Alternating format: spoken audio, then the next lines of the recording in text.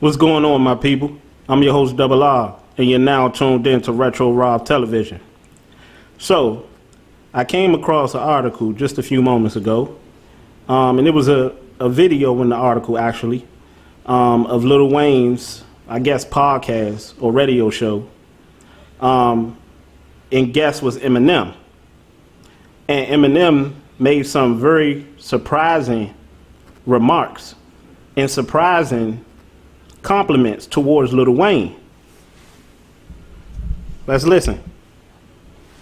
Yeah, believe that. Yeah, man. Yo, I was gonna say, salute. These last couple albums, man, you've been Oh man, love, man. You know, nigga try it, man. I been in the motherfucker every day, you know that, man. Yeah, man. Yeah, I was gonna say too, man, I never got a chance to tell you, but yo, Mona Lisa, Yeah. your 2 verses on that shit. If I'm not mistaken, I believe Lil Wayne had 1 verse on there. And it featured Kendrick Lamar, who, in my personal opinion, had the better verse of the 2. So he's saying your 2 verses on there. He's completely forgetting that Kendrick Lamar was on that song. How could Eminem forget being Eminem, for one, and 2, how could you forget Kendrick Lamar, who in most people's opinion had the better verse? Now, Lil Wayne's verse, in my opinion, was a very good verse. You know, and Eminem is going to explain it a little bit, but I just had to touch on that real quick. It's gotta be like one of the top 5 verses of all time. It got to be what, Eminem? It got to be what? It got to be what? Come on, man. Let's go. Man, thank you, man. Thank you, Yo, man. and the way that I love when rappers are Get it out. Get it out. You can always tell when somebody is lying. Now, Eminem is showing great hospitality to Lil Wayne. But we know that verse, and some people, particularly Lil Wayne fans, are going to come out and say, well, how you going to tell that man how he feel? I'm not telling him how he feel. I'm not telling y'all how he feel. I'm telling you how I feel. And I'm telling you how the majority feel. He completely glossed over that verse. And we gonna play it. Because Lil Wayne had to remind them who else was on that track with him. are able to tell a story. Exactly. Man, who you telling? And don't compromise any of the punchlines. Let's wind it back.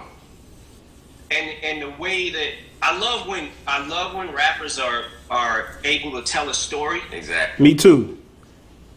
In that Lil Wayne's verse in that song, Mona Lisa, I too do appreciate how he was able to paint that picture and stay on topic, because anybody that is anybody pretty much that has listened to Lil Wayne over the years know that his style is not only dope at times, but more oftentimes than not, but he has an unorthodox style where he most of the time is off topic when he rap.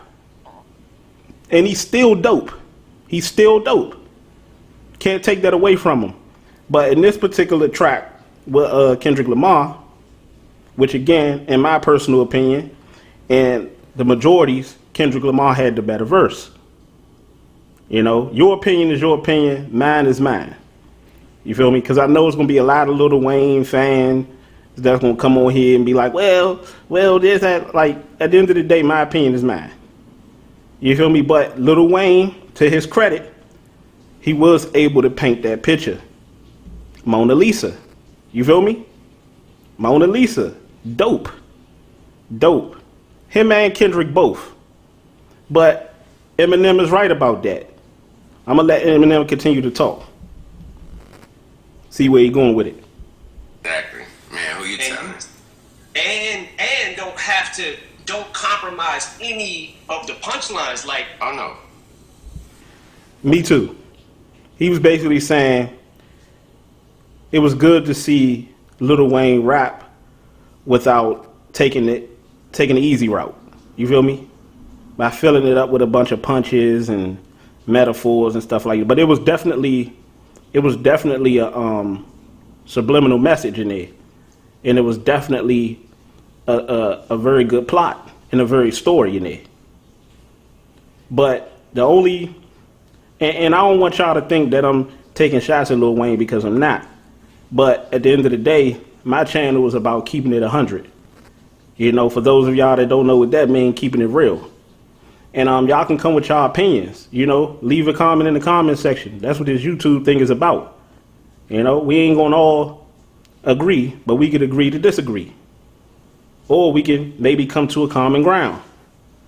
But I'm not by any of the stretch of the imagination saying that Lil Wayne is garbage.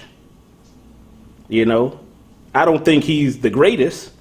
I don't even think that he's the GOAT. Like how people try to say he is, but that's their opinion. You feel me?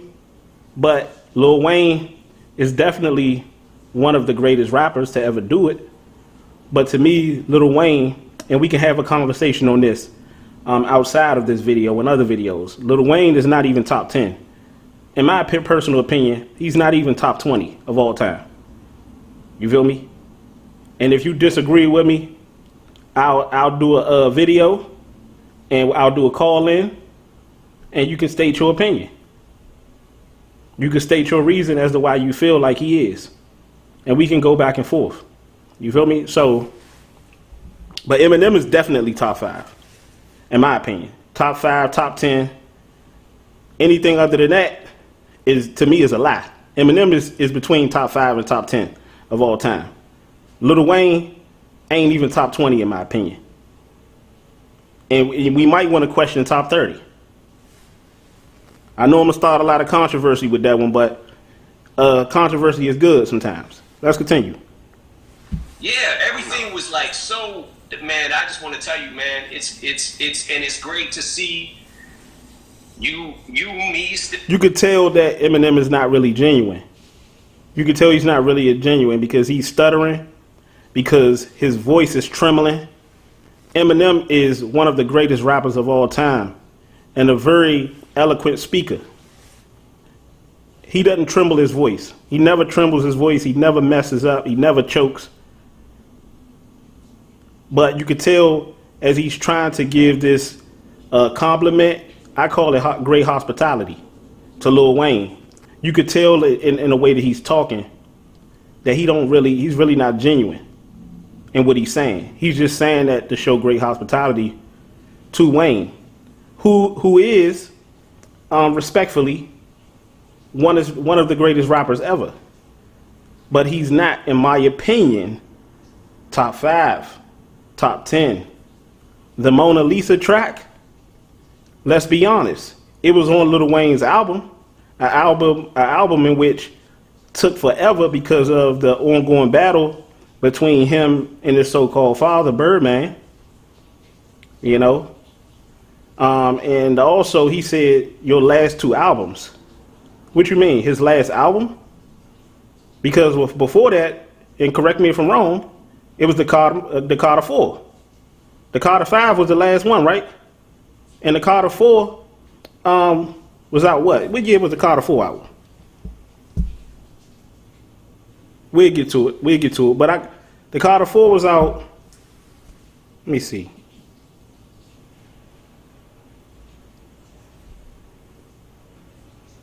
Carter 4. Release.